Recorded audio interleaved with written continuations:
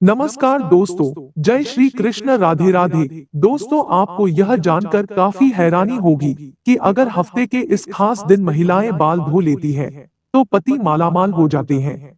साथ ही मैं आपको बताऊंगी कि अगर महिलाएं किसी त्योहार, पूजा पाठ या शुभ मुहूर्त पर बाल ना धो पाती है, तो क्या उपाय किए जा सकते हैं। और हम जानेंगे कि महिलाओं की किन आदतों की वजह से पति रंग से राजा बन जाते हैं। तो पूरी जानकारी के लिए वीडियो को एंड तक जरूर देखिए।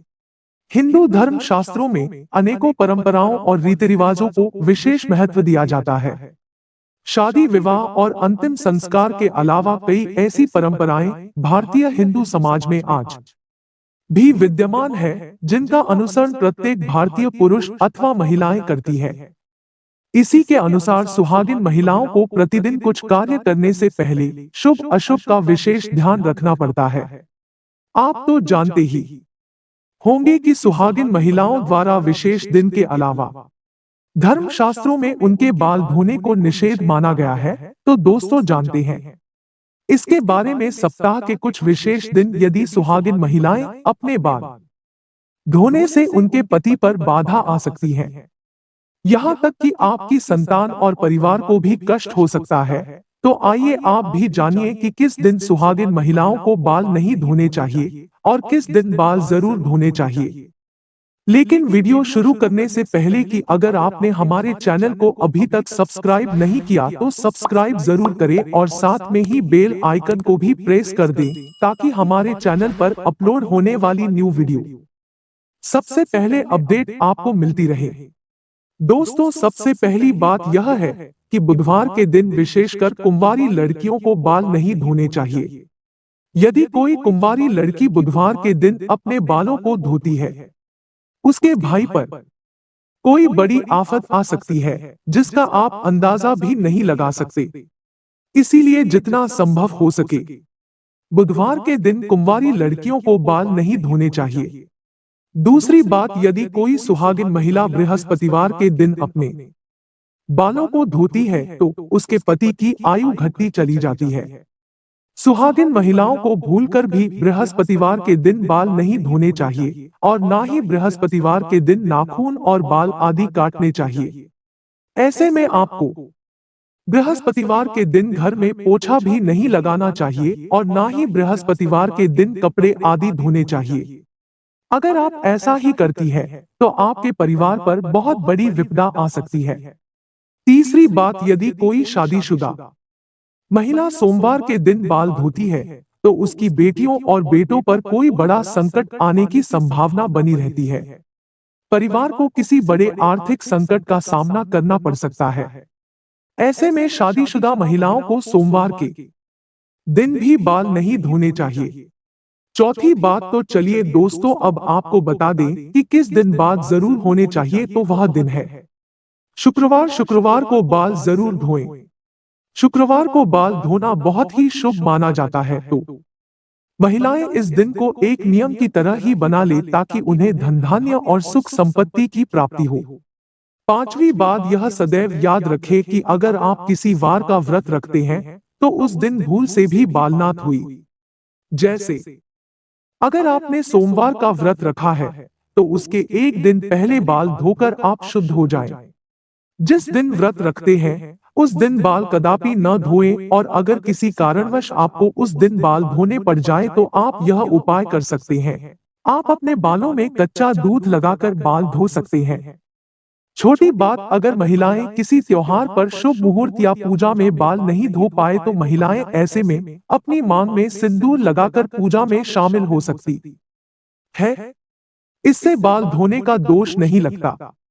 दोस्तों, अगर आपको लगता है कि आपकी किस्मत सही नहीं चल रही, आए दिन मुसीबत आ रही है, ऐसे में अगर पत्नियां अपने पति के भाग्य के लिए कुछ उपाय करना चाहती हैं, तो कुछ ऐसे काम है जो अगर आप अपना ले तो मां लक्ष्मी के साथ सभी देवताओं का आशीर्वाद भी आपको जरूर मिलेगा और परिवार के सदस्यों की प्रगति एवं सफलता होगी और परिवार के सदस्यों को प्रगति सफलता मिलेगी।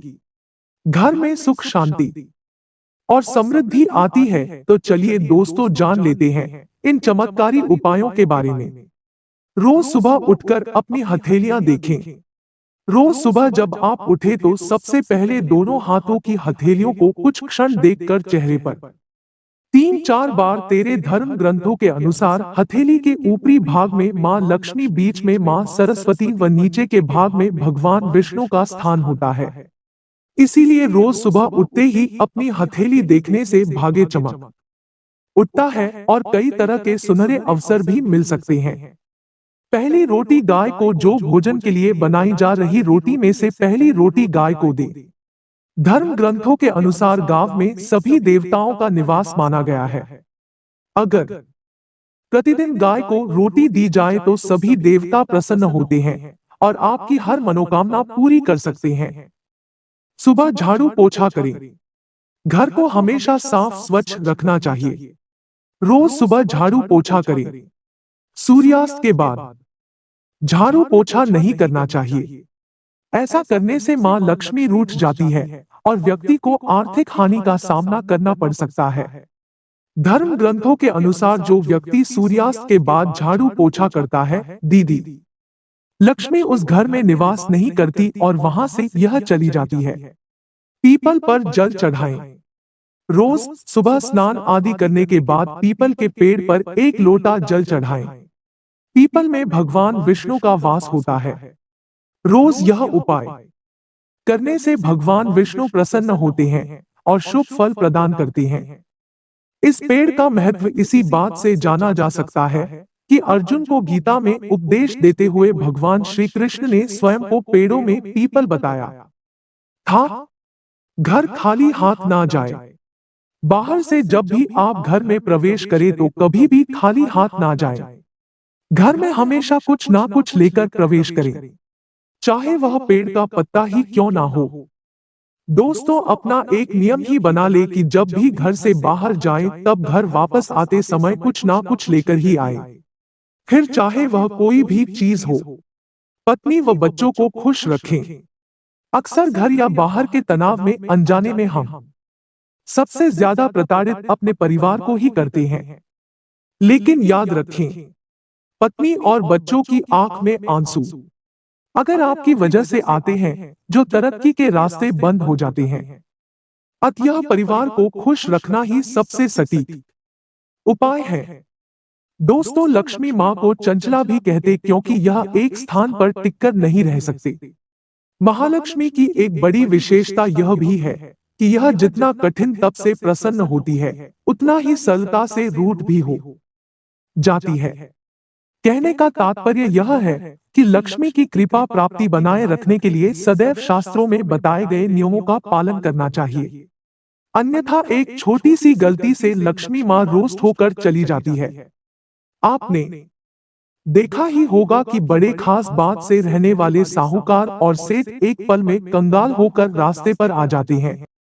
यह सब माँ लक्ष्मी के रूठ हो जाने का कारण ही होता है। माँ को नाराज करने से अच्छा है कि शास्त्रों में बताए गए इन नियमों का पालन करें ताकि महालक्ष्मी कभी भी अपने भक्तों से रूठ ना हो सके और उनकी असीम की उनके भक्तों पर हमेशा बनी रहे।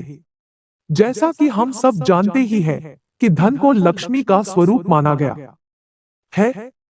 बहुत से लोग उंगली में थूक लगाकर रुपए गिनते हैं। ऐसा करने से लक्ष्मी का अनादर होता है। किसी से भी रुपया लेते समय या देते समय उसे प्रणाम कर लेना चाहिए। इससे माता प्रसन्न होती है। घर में स्त्री भोजन बनाते समय या खाना परोस के समय अगर खाती रहती है, इससे भी लक्ष्मी नाराज हो जाती है। इसका कारण यह है कि इससे भोजन झूठा हो जाता है। जहां झूठा खाना खाया खिलाया या फैला होता है, उस घर के लोगों से महालक्ष्मी नाराज ही रहती है। इसीलिए स्त्रियों को भोजन बनाते समय श्रद्धा भाव से खाना पकाना और खिलाना चाहिए। कहा जाता है कि जिस भावना से भोजन पकाया जाता है वही भावना से भोजन करने वालों में विकसित होती है। मां लक्ष्मी का कहना है कि जहां गृहलक्ष्मी की हंसी गूंजती है उस घर में गृह लक्ष्मी के रूप में निवास करती है। महालक्ष्मी इसके विपरीत जिस घर में पत्नी का अनादर किया जाता है, महालक्ष्मी एक पल भी रुकना पसंद नहीं करती है।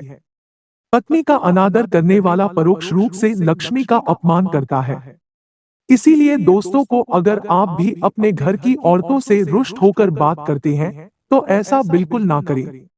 क्योंकि औरतों में ही देवी का रूप होता है, जिसे आज सारी दुनिया पूजती है। उम्मीद है दोस्तों आपको यह वीडियो अच्छी लगी होगी। अगर हाँ तो वीडियो को एक लाइक जरूर करना और वीडियो को तक देखने के लिए आपका बहुत बहुत धन्यवाद। और हाँ, इस वीडियो से कोई भी सवाल है तो आप कमेंट बॉक्स में जरूर लिखें, और आपके पास कोई भी सवाल नहीं तो यस लिखें, क्योंकि यस लिखने से वीडियो बनाने का मोटिवेशन मिलता है। धन्यवाद।